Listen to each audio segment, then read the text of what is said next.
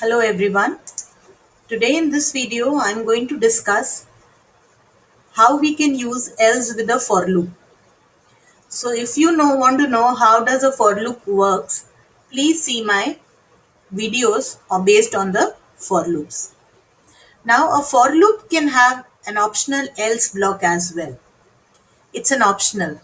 The else part is executed when the items in the sequence used in the for loop gets exhausted. So this we have learned so far that we can use and repeat any number of statements in a for loop. So I have taken a loop using the range function where the range goes to the values as 1 first, then 2, then 3, then 4. As it will not go till 5, it will go till 5 minus 1, which is 4. Now here I haven't used else. So else is not mandatory, it's not compulsory. Now I'm going to show you one example where I'm going to use else. So here digit is a sequence which is a list of numbers having 3 numbers in it. When I say for I in digits, print I, what is happening is I is taking the first value 0, it is entering in the loop and say print 0. Then I takes up the next value 1, going in the loop prints 1. Then I takes up the next value 5, going inside the for loop and repeating the statement print 5. Now the list has been exhausted. When it comes out of the for loop, then it goes to the else only one time. So else will not be repeated the number of times for loop is executed.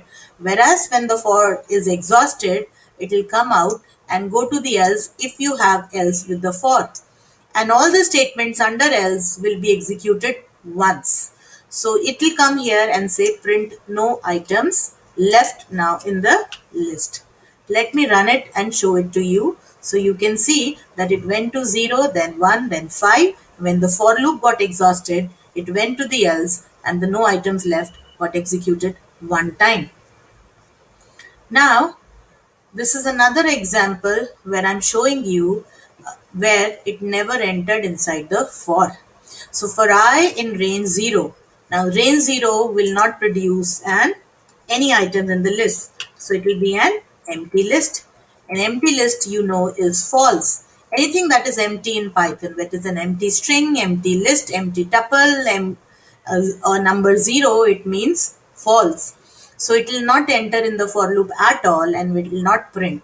So the control will now then go to the else and execute the statement inside the else, and then end of for loop will be printed. Now when all the statements under else are exhausted, it will come out of the loop and execute the statements in the sequence. So the two output that will be printed here will only be end of for loop and by.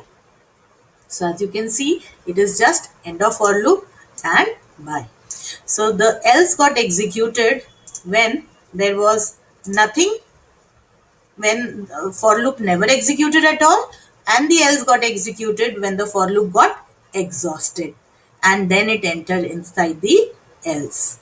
Now let's look onto the another aspect in the for loop with else, that when a loop has a break and the execution of the loop got stopped because of break, then in that cases the else part is ignored. That means it will not go to the else at all.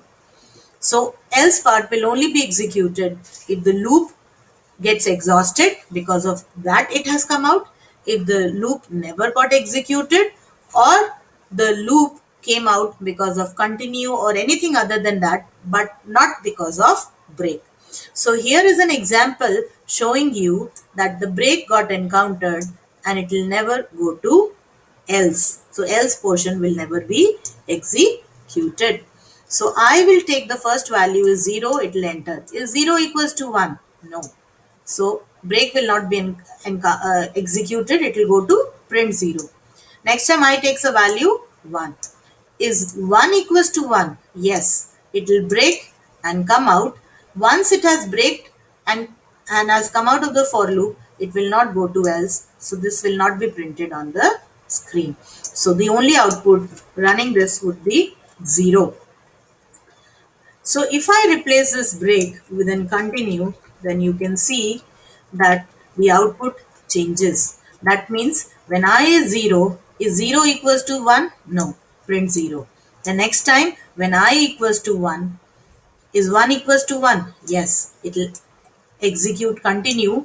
Continue behavior is that it will not execute any part of statements within the loop below, and it will foresee next iteration. So I will not be printed. It will go to the next iteration, and the next iteration is I will take the value 5. Is 5 equals to 1? No again. So it will say print 5.